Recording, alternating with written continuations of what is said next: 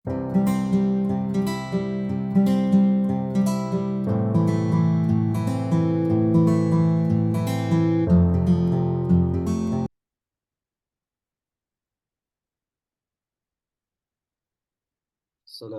warahmatullahi wabarakatuh. Kita akan mendiskusikan dan mempelajari mengenai partnership, formation, operation, dan change in ownership interest.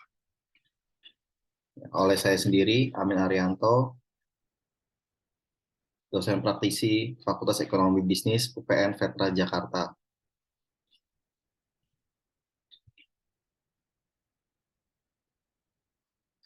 Agenda kita ada 5. Yang pertama, nature of partnership. Kedua, initial investment. Ketiga, additional investment dan penarikan. Keempat, partnership operation. Kelima, profit and loss sharing agreement. Oke, kita mau pelajari dulu definisi persekutuan. Persekutuan menurut KBBI yaitu persatuan, perhimpunan atau ikatan orang-orang yang sama kepentingannya. Namun, kita bisa menggabungkan atau mendefinisikan lain terkait dengan persekutuan secara ekonomi, yaitu suatu gabungan atau asosiasi dari dua individu atau lebih untuk menyelenggarakan suatu usaha secara bersama dengan tujuan untuk memperoleh laba. Jadi, keyword di sini adalah gabungan untuk menyelenggarakan usaha untuk memperoleh laba. Itu definisi persekutuan. Jenis persekutuan kurang lebih ada 4. Ya. Yang pertama, perseorangan atau individu. Ini yang paling umum untuk menyediakan jasa profesional seperti pengacara, arsitek, agen properti, dokter, konsultan. Ya. Ini sangat mudah karena tanpa dokumen legalitas. Ya, jadi siapapun bisa bergerak dalam bentuk usaha ini. Yang kedua, persekutuan. Persekutuan memiliki masa yang terbatas. Persekutuan akan berakhir saat seorang rekan atau partner atau sekutu mengundurkan diri dari anggota pemilik perusahaan. Ada 2 jenis persekutuan. Persekutuan firma dan persekutuan terbatas. Ya, atau bisa disebut yang terkenal saat ini adalah CV, persekutuan komandita. Untuk persekutuan firma, perserikatan dagang ini didirikan untuk menjalankan usaha bersama di bawah satu nama, setiap anggotanya bertanggung jawab penuh. Hanya ada sekutu aktif di persekutuan firma. Firma biasanya berjalan di bidang jasa konsultasi dan umumnya banyak ditemukan dalam bentuk kantor akuntan publik atau kantor firma. Contoh yang terkenal adalah KAP Purwanto Tono. Sedangkan untuk CV, yaitu persekutuan dagang dan sebagainya dengan memberikan sebagian modal saja tanpa turut menjalankan perusahaan. Jadi nanti akan ada sekutu aktif dan sekutu pasif. CV ini biasanya bergerak pada bidang industri dan perdagangan. Ya. Tapi juga tidak menutup kemungkinan untuk memberikan jasa. Yang keempat, ketiga, koperasi.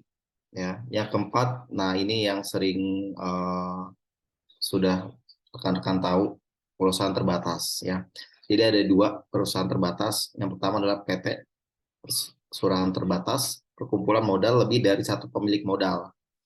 Ya, antara pemilik modal dengan pengurus perusahaan itu bisa berbeda. Yang terbaru akibat dampak dari Undang-Undang Cipta Kerja yaitu PT perorangan. Ya, kalau yang di atas lebih dari satu pemilik modal, kalau PT perorangan hanya terdiri dari satu pemilik modal yang bertindak juga sebagai direktur. Ya, jadi hanya ada satu pemilik modal dan direktur. Ya. Kita definisikan dulu untuk sekutu aktif, ya, atau bisa disebut sebagai sekutu kerja atau sekutu komplement, ya, yaitu sekutu yang ikut aktif mengelola perusahaan. Sekutu ini bertanggung jawab penuh dengan seluruh harta pribadinya, tidak terbatas. Ya.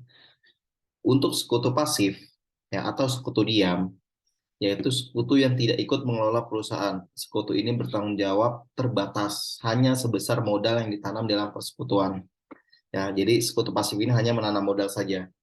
Jadi kalaupun ada suatu kejadian atau event yang tidak terduga, ya, dia hanya bertanggung jawab sebatas modal yang ditanam. Sedangkan sekutu aktif itu sampai dengan harta pribadinya. Unsur pokok persekutuan.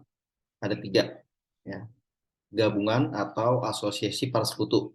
Sebagai suatu asosiasi dari beberapa sekutu, persekutuan tidak dapat dipisahkan dengan kesepakatan, ya, untuk mendirikan, memiliki, dan mengelola perusahaan atau persekutuan. Nah, perjanjian ini juga sangat penting ya sebelum mendirikan persekutuan perusahaan. Jadi kita harus sepakat mengenai beberapa hal. Kemudian pemilikan dan pengelolaan bersama oleh para sekutu. Ya. Di dalam persekutuan harus dituntut adanya kebersamaan. Persekutuan dimiliki bersama, dikelola bersama. Jika ada resiko atau kejadian ditanggung bersama. Kalau memperoleh laba atau rugi dibagi secara bersama-sama. Tujuan untuk memperoleh laba. Ya. Jadi laba dibagi secara adil menurut rasio atau metode laba yang telah disepakati. Ada beberapa metode untuk pembagian laba. Ketentuan di dalam perjanjian persekutuan, mulai dari pendirian, pembagian, penambahan, atau bahkan pembubaran persekutuan. Ya, ini menyangkut mengenai persekutuan, mengenai sekutu yang berhubungan dengan modal persekutuan, mengenai pembagian laba atau rugi, dan yang berhubungan dengan pembubaran persekutuan. Ya, jadi perjanjian ini sangat penting ya sebelum mulai menjalankan operasional perusahaan atau persekutuan ya agar pada saat berjalan itu tidak terjadi cekcok atau tidak terjadi miskomunikasi sehingga tujuan persekutuan dapat tercapai. Kegunaan isi perjanjian persekutuan ada 5 kurang lebih. Ya. Yang pertama dasar pencatatan setoran modal. Jadi masing-masing sekutu menyetorkan modal dan itu akan dicatat. Ya, dasar perhitungan modal, kemudian pembagian laba atau rugi, pencatatan transaksi-transaksi persekutuan yang menyangkut modal, kemudian pembagian aktiva jika terjadi likuidasi atau penutupan persekutuan. Karakteristik utama persekutuan ada kurang lebih 7. Ya, mutual agensi, masing-masing sekutu merupakan agen, wakil dari persekutuan. Ya, sehingga mereka bisa bertindak atas nama persekutuan. Limited life, umur persekutuan terbatas. Hal-hal yang membatasi persekutuan antara lain perjanjian persekutuan, ketentuan hukum, serta putusan pengadilan. Unlimited liability, tanggung jawab masing-masing sekutu. Ya, ini dalam hal ini sekutu aktif, tidak terbatas pada modal investor saja, ya, sehingga semua akan kena. Kecuali sekutu pasif yang hanya bertanggung jawab saja sampai dengan modal investor. Ownership of interest in partnership. Kekayaan yang telah disetor dalam persekutuan sudah bukan lagi milik sekutu penyetor, melainkan milik semua sekutu, ya, sehingga wajib dikelola secara bersama. Participant on partnership profit. Masing-masing sekutu mempunyai hak dalam pembagian laba atau rugi dalam persekutuan. Right to dispose partnership interest. Masing-masing sekutu mempunyai hak untuk menjual atau memindahkan haknya atas modal dan hak atas laba kepada orang lain, baik kepada anggota sekutu maupun bukan. Ya, ini bisa terjadi transaksi jual beli atau penambahan modal. Mutual liability. Semua sekutu bertanggung jawab terhadap utang persekutuan. Jadi utang persekutuan adalah juga utang seluruh sekutu. Ya. Kelebihan bentuk usaha persekutuan ya dibanding bentuk usaha lainnya. Bentuk persekutuan seperti firma lebih mudah dalam pendiriannya, prosesnya juga lebih cepat. Bentuk persekutuan seperti firma juga lebih mudah dalam pembubarannya. Misalkan akan berubah menjadi bentuk perseroan terbatas atau bentuk yang lain. Bentuk persekutuan juga mempunyai kebebasan atau kemudahan dalam menentukan bentuk usaha. Ya. Kemudian kebebasan masing-masing sekutu dalam pengambilan keputusan, sehingga tidak ada direktur utama yang secara dominan untuk memutuskan. Persekutuan hanya wajib melaporkan pajaknya, tetapi bukan pembayar pajak, karena membayar pajak adalah para sekutu yang memperoleh laba persekutuan, sehingga pajaknya berupa pajak penghasilan pribadi yang dilaporkan oleh para sekutu. Ada beberapa kelemahan dalam bentuk usaha persekutuan. Yang pertama, tanggung jawab pribadi sekutu akan hutang perusahaan. Ya. Sehingga ini tidak bisa dipisahkan antara kekayaan pribadi dengan kekayaan perusahaan. Kelangsungan hidup perusahaan biasa terbatas karena ikut ditentukan oleh perjanjian dalam pendirian persekutuan dan hanya bergantung pada para sekutu, sehingga untuk ekspansi perusahaan akan sangat terbatas. Kesulitan dalam memindahkan kepentingan pemilik ya para sekutu tersebut, ya, sehingga ini akan sangat sulit dibandingkan dengan perusahaan terbatas. Penerapan akuntansi di persekutuan ada beberapa. Yang pertama, rekening modal. Rekening modal menunjukkan besarnya modal sekutu yang disetorkan kepada perusahaan. Masing-masing sekutu akan menyetorkan modal awal. Selanjutnya akan bertambah dengan setoran tambahan modal atau pembagian laba. Ya. Rekening modal akan didebet apabila berkurang dan akan dikredit apabila bertambah. Ya. Sebagai contoh, untuk penyetoran di awal, aktiva kas 200, aktiva non-kas 400. Dan masing-masing sekutu A, B, dan C menyetorkan sebesar 200. Jadi total di aktiva ada 600 dan di ekuitas ada 600 ya. Kurang lebih laporan balance sheet-nya seperti sebelah kanan.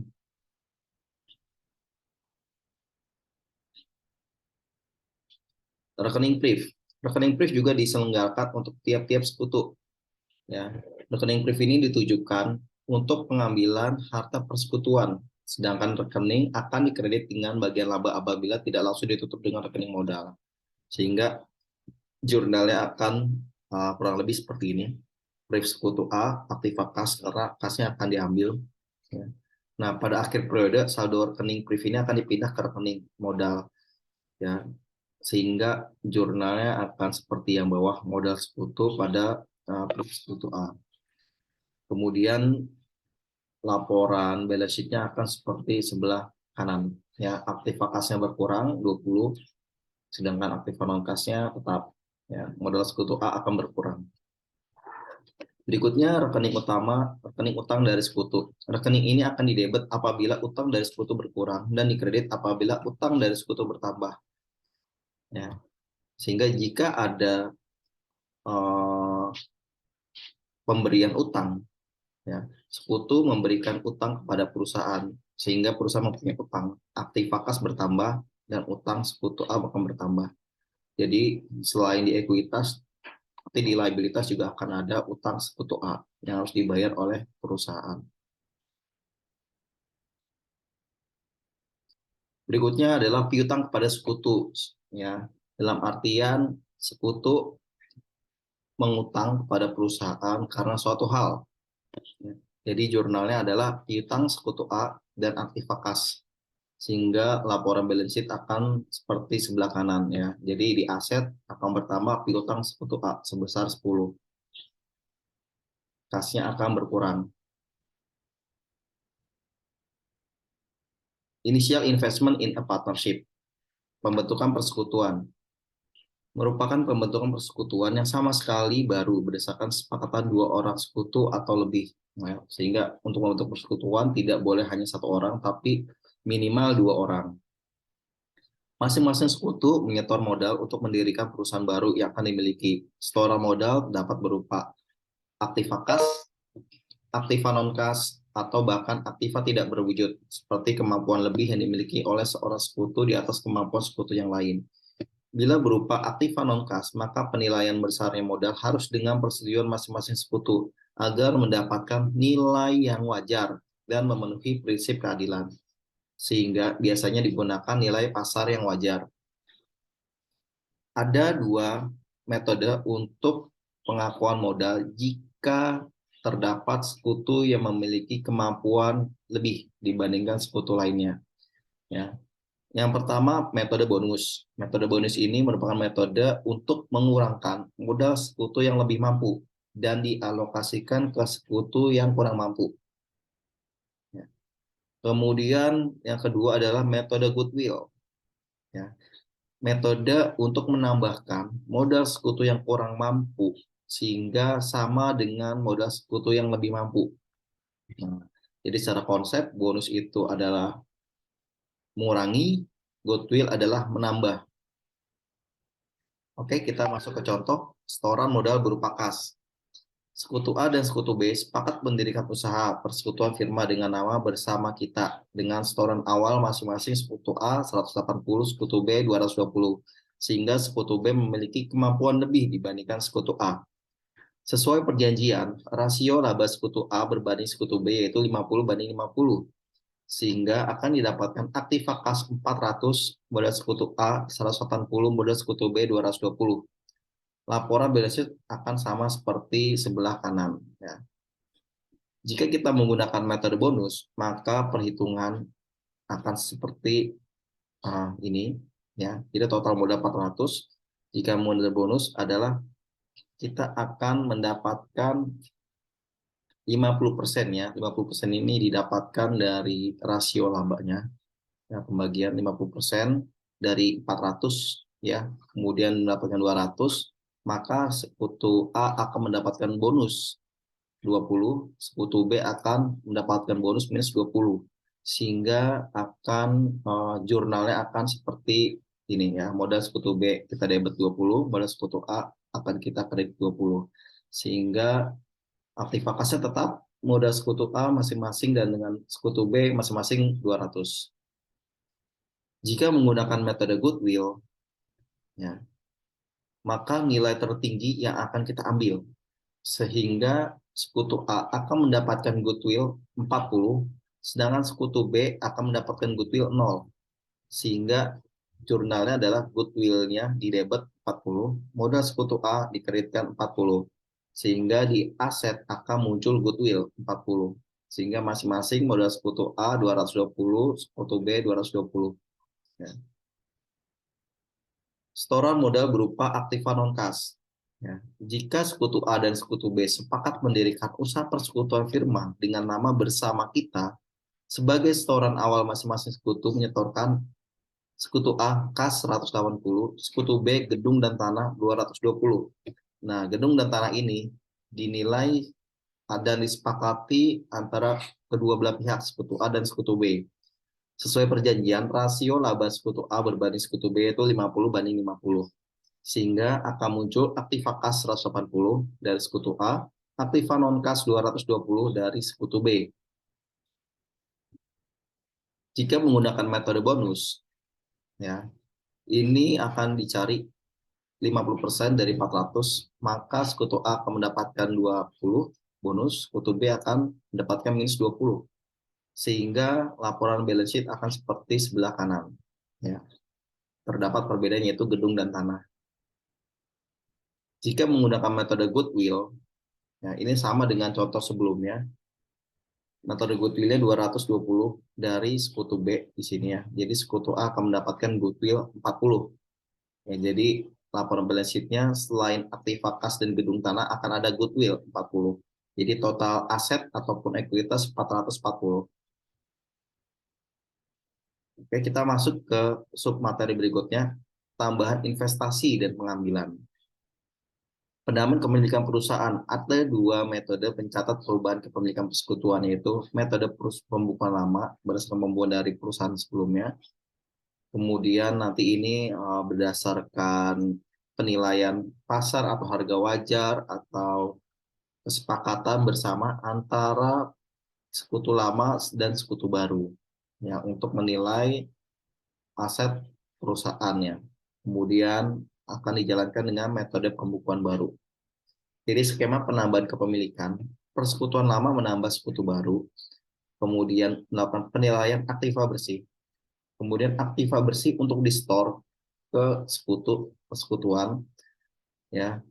Nah, untuk di sekutu baru yang ingin bergabung akan menyetorkan modal ya. Modal yang disetorkan itu diakui sebesar nilai wajar. Jika berbentuk kas maka akan sesuai dengan nilai kas tersebut. Kemudian aktiva bersih antara sekutu lama dengan sekutu baru disetorkan. Kemudian pemilihan metode pencatatan akuntansi. Nah, sehingga persekutuan antara sekutu lama dan sekutu baru bisa dijalankan. Contoh penambahan sebagai berikut. Sekutu A dan sekutu B sepakat mendirikan usaha persekutuan firma dengan nama Bersama Kita dengan rasio 50/50. Sekutu A dan sekutu B sepakat menambah sekutu dengan pembagian rasio terbaru sekutu A berbanding sekutu B berbanding sekutu baru, yaitu 25 banding 50. Sehingga sekutu baru akan mendapatkan rasio 50%. Laporan keuangan sebelum penambahan sekutu sebagai berikut. Aktiva kas 180 berdasarkan nilai buku, gedung tanah 220, goodwill 40. Ya. Namun berdasarkan nilai pasar atau nilai wajar atau nilai yang disepakati antara sekutu lama dan sekutu baru, terdapat perbedaan. Gedung dan tanah dihargai sebesar 400 sehingga ada kenaikan sebesar 180. Nah, kenaikan atas 180 akan menjadi modal, akan menambah modal sekutu A dan sekutu B. Kemudian sekutu C dan sekutu D yang akan bergabung ke dalam persekutuan bersama kita. Modal yang disetor sebesar 1.200 dengan porsi 50% sesuai dengan pembagian atau perjanjian sekutu A dan sekutu B dengan sekutu baru. Sebesar 1.200 ini akan disetorkan oleh sekutu C sebesar 400, sekutu D 800. Sehingga pembagian rasio laba terbaru antara sekutu A berbanding sekutu B berbanding sekutu C dan sekutu D yaitu 25 banding 25 banding 12,5 berbanding 37,5. Sehingga jurnal sebagai berikut. Aktiva kas 1.200, modal sekutu C 400, sekutu D 800. Dengan metode goodwill, pengakuannya akan berbeda. Ya. Goodwill yang akan dipilih nilainya yaitu sebesar 1.200 totalnya, total dari penambahannya dibagi 50%, itu akan mendapatkan 2.400 dikalikan dengan 25%. 25% ini adalah rasio pembagiannya, sehingga untuk sekutu A akan mendapatkan 600 dari goodwill, sehingga penambahan goodwillnya jadi 290.